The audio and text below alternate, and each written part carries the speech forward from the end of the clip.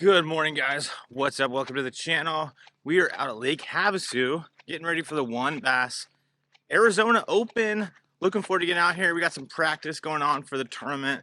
We're gonna have a few days out here for practice, and then we're gonna get right into it. Fish 3 days for the tournament.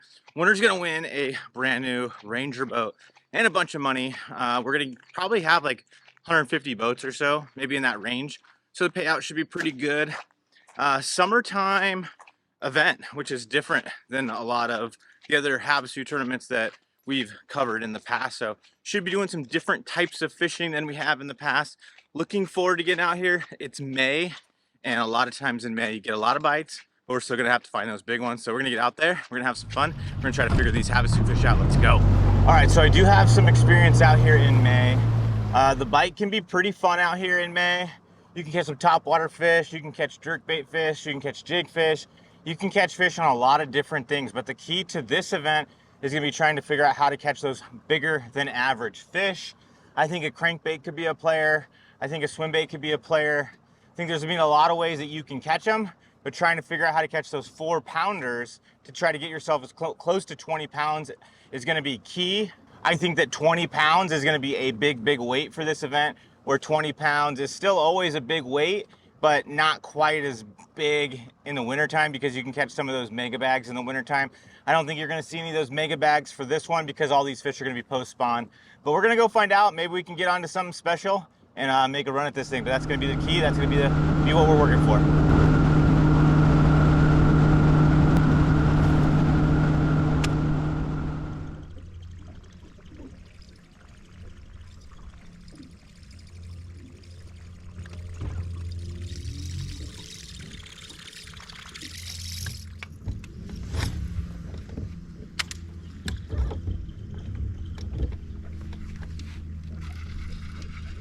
Got one on the buzzer. Get out of those toolies though, man. Oh, did it get me off? Nope, he's still on there. He's still on there.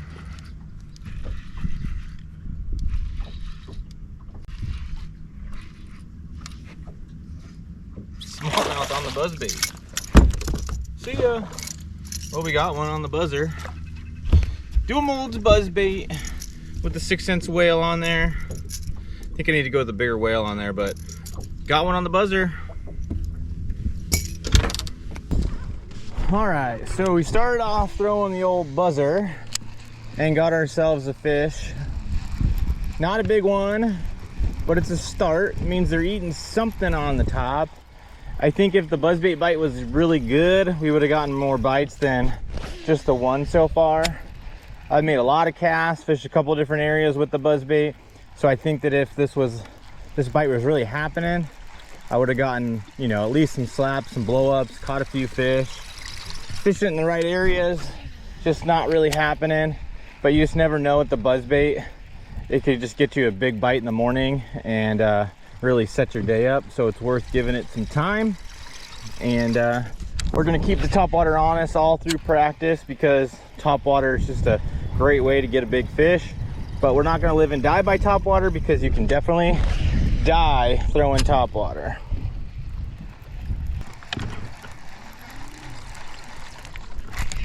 There we go, another one. Another little guy on the buzzer.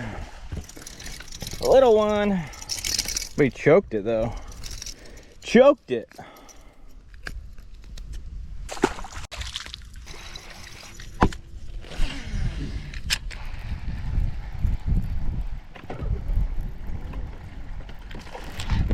There we go.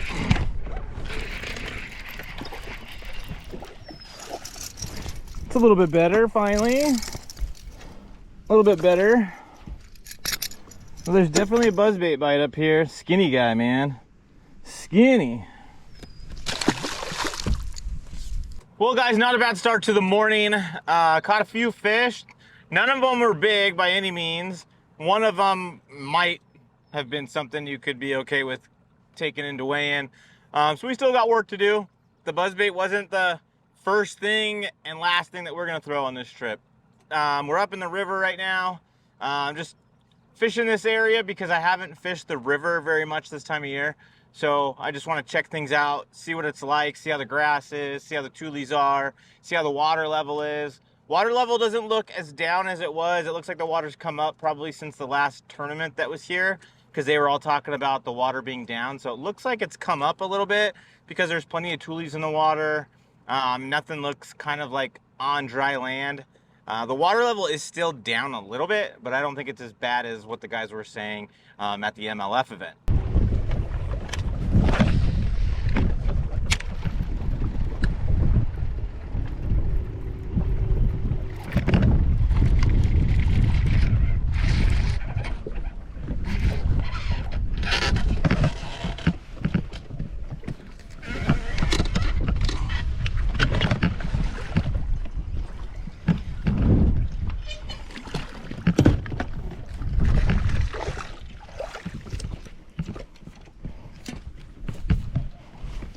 Chatterbaiter.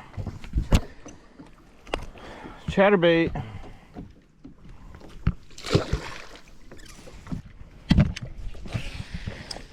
Well guys, we're in the backwater and we just caught one on a chatterbait. It's kind of dirty back here, which is kind of odd. I don't know if it's because it's been windy and this area is kind of open to the wind and it got blown out, because I know there was some wind here yesterday or the day before, something like that. So I don't know if that's got something to do with it, but just working our way through this backwater and got a little 2-pounder on the chatterbait. Never felt the bite, just loaded up, and then my line was going out into open water and luckily got it in. Almost probably would have broke me off if I wouldn't have picked up my trolling motor, because it was wrapped around my trolling motor.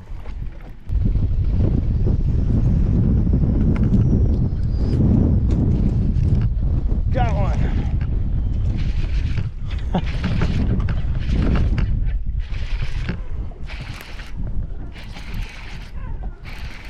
Right on that wind blown area of the tules right there. That's a good one. That's a good one. We could weigh that guy in. That guy was just waiting for that thing to come into the tules. Actually made a bad cast and it was going right into the tules and caught this guy. So he's got something weird on his lip, you guys. Check that out. It's gross.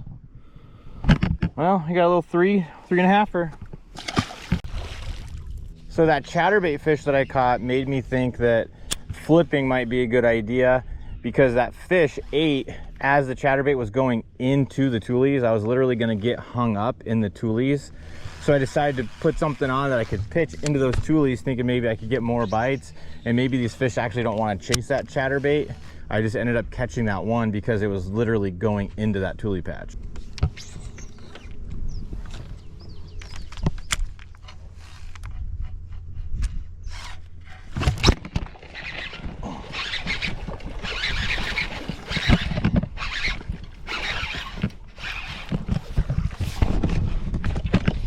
That's a good one. Good little flip fish. 6-cent prawn, guys. Ow. 6-cent prawn, got him.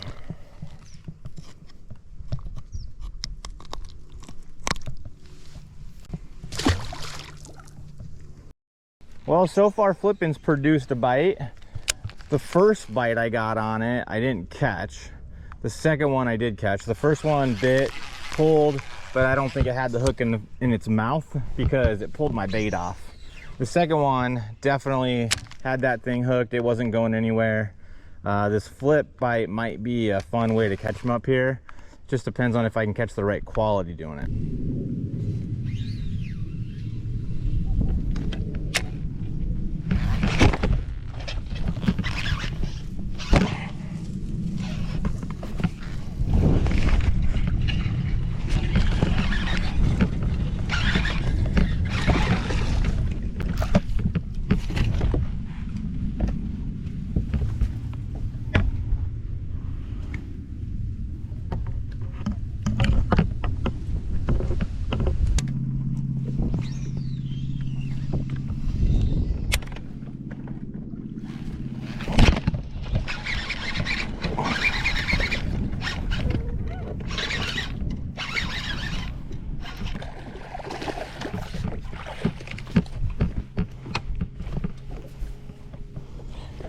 Another one on the prawn, guys.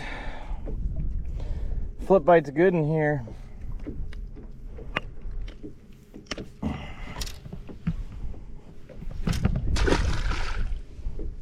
Well, guys, so far so good out here. We got a lot of bites today. I'm guessing we had maybe like 13 pounds, which isn't horrible, but it's not good. That's an average bag. We're gonna need more than that during the tournament for sure, but it's been a fun day so far out here. It's only 1 o'clock, so we've caught a bunch of fish out here, you know, by midday. So we got plenty of time to still fish today, and we're just gonna stay up here in the river and find some different areas and see if we can't, you know, find an area that's got some big ones.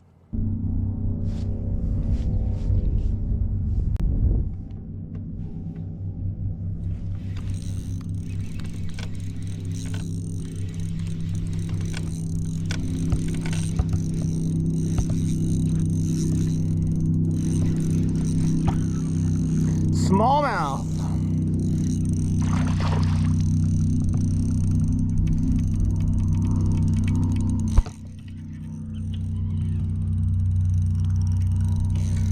Smallmouth on the spinning rod in the river.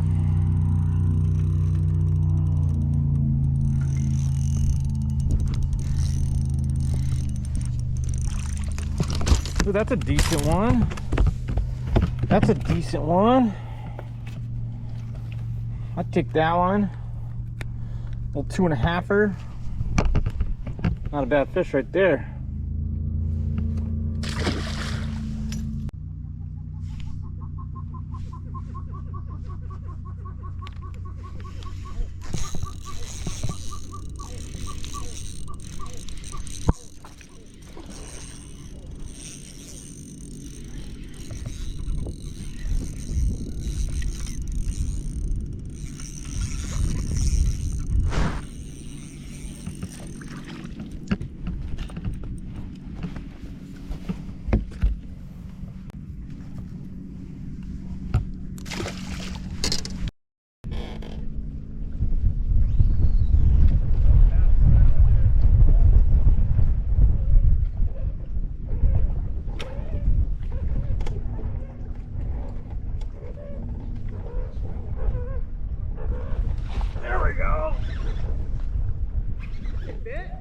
Yeah, still on there.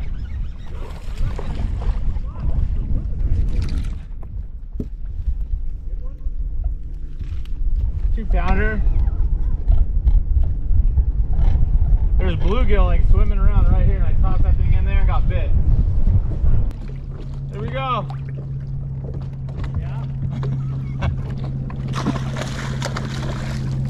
Well, guys, this afternoon, after the midday bite, gets pretty darn tough. Not exactly sure what to do to go catch them. Been throwing the buzzbait. I kept flipping, tried to get further in there, and they weren't having it. So not exactly sure what to do, but we got plenty of time to try to figure out a game plan for those fish in the afternoon, midday. But we got work to do on those ones for sure.